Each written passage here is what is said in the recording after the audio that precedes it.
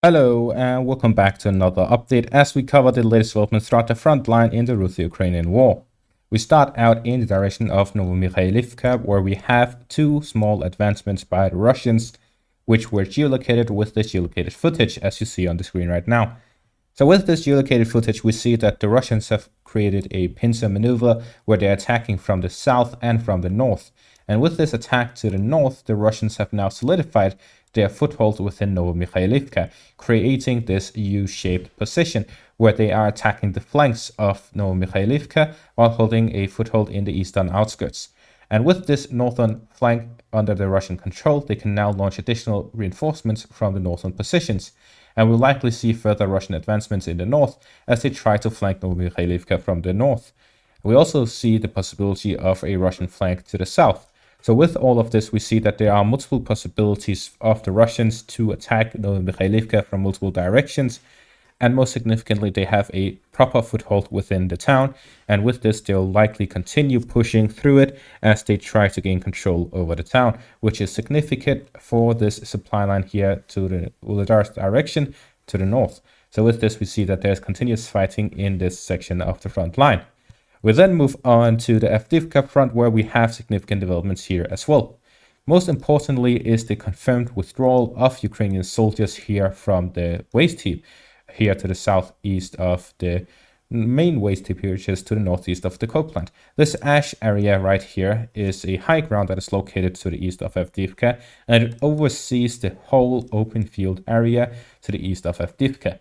With the withdrawal of Ukrainian soldiers from this, they are pretty much leaving all of the Ukrainian soldiers in the dacha areas to the east of the city extremely vulnerable, and they will likely be forced to retreat as well. Otherwise, they'll be stuck and encircled by Russian soldiers. If the Russians gain control over the heights here to the east of Avdiivka, they would oversee the whole area and create a fire control zone to the south of these locations, leaving them without supply. On top of this, we are receiving reports that have not yet been confirmed by Syrsky maps, so I'm not changing the map yet, but the Russians have been reported to have advanced to the central street of Avdiivka, here in the central parts of the city. We also hear reports of them advancing towards the railway. Across the railway line, there is reports of the Russians capturing the dacha area here to the south of the Avdiivka coke plant. This would mean that the Russians would have direct fire control over the roads that goes through the northern parts of Avdiivka. And finally, we hear reports of further advancements here in the north on dacha area to the east of the coke plant. With these developments, we see that there is an increased pressure by the Russians throughout the northern parts of Avdiivka. But something very significant has happened over the past 2 hours.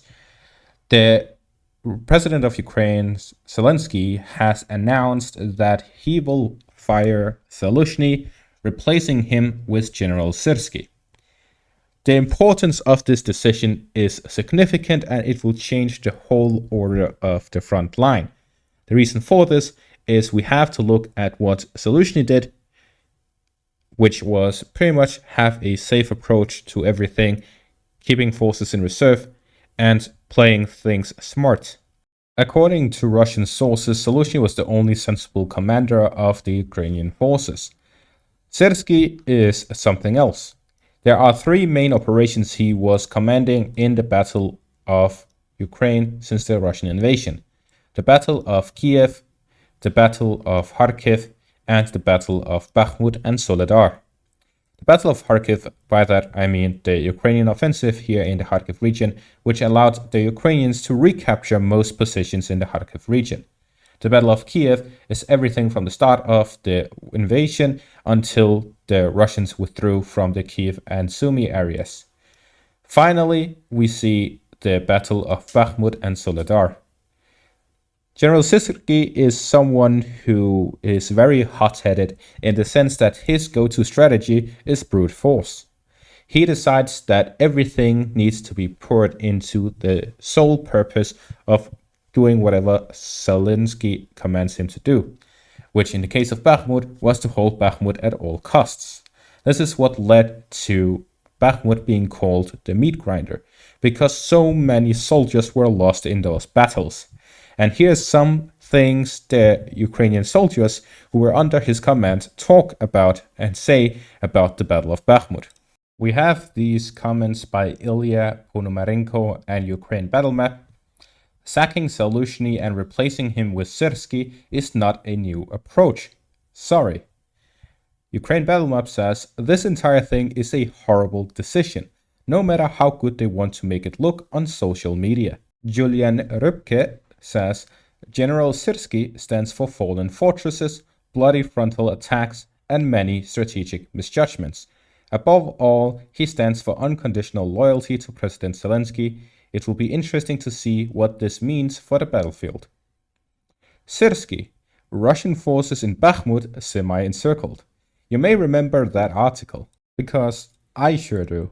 Because when I first read it, I couldn't help laughing hysterically, because that is something that was so weird and so stupid that I couldn't even believe my eyes. Pretty much it was during the Ukrainian Bakhmut counterattack, which Syrsky commanded, where Syrsky sat at some point when the front line looked a little more like this. Pretty much. This is pretty much the only difference since then. The Russians recaptured parts in the northern parts. Well, they also had more control over the Klishivka area. And with this front line, Syrsky claimed that Bakhmut, the city of Bakhmut, located right here, was semi-encircled. If semi-encircled he meant 10% encircled, then that would be believable. But he meant that pretty much most of the supply lines in and out of Bakhmut, which go in all of these different directions, far away from Ukrainian positions, were under threat. And the Ukrainians were having fire control of them, and the city was semi-encircled. They did not have one single Russian supply line under their control. They had no threat for Bakhmut. Bakhmut was under no threat of the Ukrainian army at that point. The Ukrainians did not have any foothold or positions within the city. Nothing of the sort. Yet he claimed that Bakhmut was semi-encircled. Now, some people claim that Ukrainian soldiers like him. Well, here, listen to some comments by Ukrainians. People that served under him in Bakhmut seem to hate him. Not good. At least the units around Bakhmut hate him the most. Disrespected by the troops. Bad. Is liked by most. Great. He is not. He is hated by soldiers. Is he the one who lost Bakhmut? And incompetent, wrong decision. Poorly timed and not aligned with allies. I hope for good, but guy is widely disliked in the army. So what can I really say? Based on the information we have about him, it seems that he pretty much uses brute force tactics.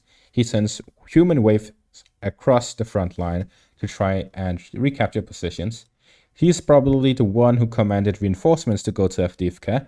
And talking about Avdiivka, he is now in command of Avdiivka instead of Zaluzhny. This means that as soon as he was inaugurated as the commander-in-chief of the Ukrainian armed forces, according to insider sources, he promised Zelensky that he will not lose Avdiivka. So, what can I say except, welcome to a new installation of the Butch of Bakhmut Grand Return. Strategically Not Important, Part 2, The Battle of Avdiivka. We also have this account by the angry Ukrainian. He says, we are all fucked. Chat of people who participated in every stage of Bakhmut defense with Syrsky. You can't imagine the level of shock among military public here on Twitter. Welcome to the tactics of I don't fucking care. You need to capture this windbreak. Do whatever you want. This is on the army level. The entire army is now under Syrsky's command. The command of brute force tactics. Pretty much the brains of Ukraine have gone out, and now the muscles come in. But what's the means of muscles when throughout 2024 so far, no aid has arrived at Ukraine? The EU aid package has been accepted, $50 billion over 5 years pretty much, or 4 years, $12.5 billion every year. That's hardly anything. The Ukrainians need about 60 to 100 billion. The US has yet to approve aid packages. Actually, it has been disapproved just yesterday. So with these developments, the Ukrainians do not really have any muscles to flex. Sending their soldiers to meet wave attacks across the front would only end up speeding up the loss of Ukraine. Basically, what I'm saying is Syrsky is not competent enough. He is much more incompetent than Zaluzhny. Zaluzhny was pretty competent. Syrsky, not so much. Based on his performance in Bakhmut, we can say he doesn't know how to defend. His performance in the Kharkiv area doesn't really tell much because the Russians ended up withdrawing at the first sight of Ukrainian soldiers. As for the Battle of Kiev, he did manage to hit a stalemate with the Russians, so there is that. But then again, the Russians were unprepared for war at the start of the war. It is a completely different army today, almost 2 years after the invasion started. So with this, we can say that Syrsky has a lot to prove and not really a lot of time to show for it. Because based on my insider information in the Ukrainian army, pretty much every single soldier on the front line doesn't approve of him. Nobody likes him. That is pretty much the reality of the situation. And the morale has dropped significantly since the Ukrainian summer offensive. With this, it will likely drop further. So the Ukrainian army is demoralized and they do not like the new chief. That tends to end up badly, especially when the Russians have gained a significant advantage throughout this winter. And that is going to be all for this update. Thank you all for watching and have a great day.